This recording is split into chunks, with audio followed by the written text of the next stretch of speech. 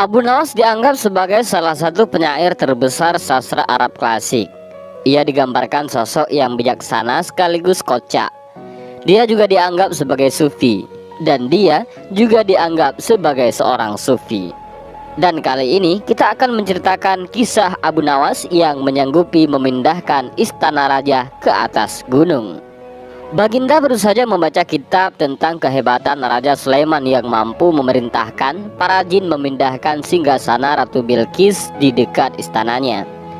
Baginda tiba-tiba merasa tertarik, hatinya mulai tergelitik untuk melakukan hal yang sama. Mendadak beliau ingin istananya dipindah ke atas gunung agar bisa lebih leluasa menikmati pemandangan di sekitar. Dan bukankah hal itu tidak mustahil bisa dilakukan? Karena ada Abu Nawas yang amat cerdik di negerinya. Abu Nawas segera dipanggil untuk menghadap Baginda Raja Harun ar-Rasyid. Setelah Abu Nawas dihadapkan, "Sanggupkah engkau memindahkan istanaku ke atas gunung agar aku lebih leluasa melihat negeriku?" tanya Baginda Raja. Abu Nawas tidak langsung menjawab. Ia berpikir sejenak hingga keningnya berkerut. Tidak mungkin menolak perintah Baginda, kecuali kalau memang ingin dihukum. Akhirnya Abu Nawas terpaksa menyanggupi proyek raksasa itu. Ada satu lagi permintaan dari Baginda. Pekerjaan itu harus selesai hanya dalam waktu 1 bulan. Abu Nawas pun pulang pada hari itu dengan kepala yang pening. Setiap malam ia hanya berteman dengan rembulan dan bintang-bintang. Hari-hari dilewati dengan kegundahan.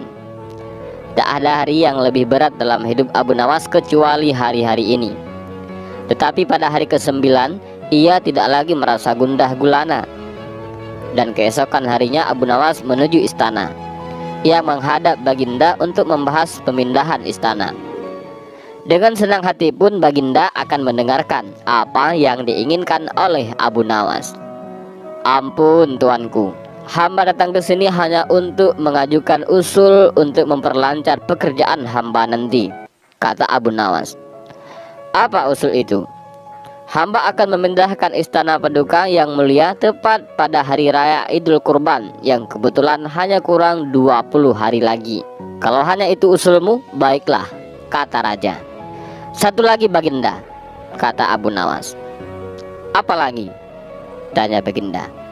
"Hamba mohon Baginda menyembelih 10 ekor sapi yang gemuk untuk dibagikan langsung kepada fakir miskin," kata Abu Nawas.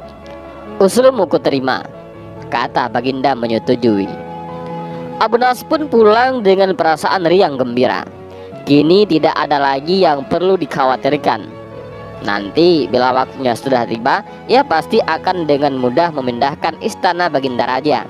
Jangankan hanya memindahkan ke puncak gunung, ke dasar samudera pun Abu Nawas akan sanggup.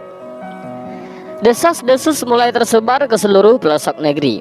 Hampir semua orang berharap-harap cemas. Tetapi sebahagian besar rakyat merasa yakin atas kemampuan Abu Nawas, karena selama ini Abu Nawas belum pernah gagal melaksanakan tugas-tugas aneh yang dibebankan di atas pundaknya. Namun ada beberapa orang yang meragukan keberhasilan Abu Nawas kali ini. Saat-saat yang dinanti-nantikan pun tiba. Rakyat berbondong-bondong menuju lapangan untuk melaksanakan sholat hari raya Idul Kurban. Dan seusai sholat, 10 sapi sumbangan Baginda Raja disembelih lalu dimasak, kemudian segera dibagikan kepada fakir miskin. Dan kini giliran Abu Nawas yang harus melaksanakan tugas berat itu. Abu Nawas berjalan menuju istana yang diikuti oleh rakyat. Sesampai di depan istana, Abu Nawas bertanya kepada Baginda Raja, "Ampun tuanku yang mulia, apakah istana sudah tidak ada orangnya lagi?" "Tidak ada," jawab Baginda Raja singkat. Kemudian Abu Nawas berjalan beberapa langkah mendekati istana. Ia berdiri sambil memandangi istana. Abu Nawas berdiri mematung seolah-olah ada yang ditunggu. Benar, Baginda Raja akhirnya tidaklah sabar. "Abu Nawas, mengapa engkau belum juga mengangkat istanaku?"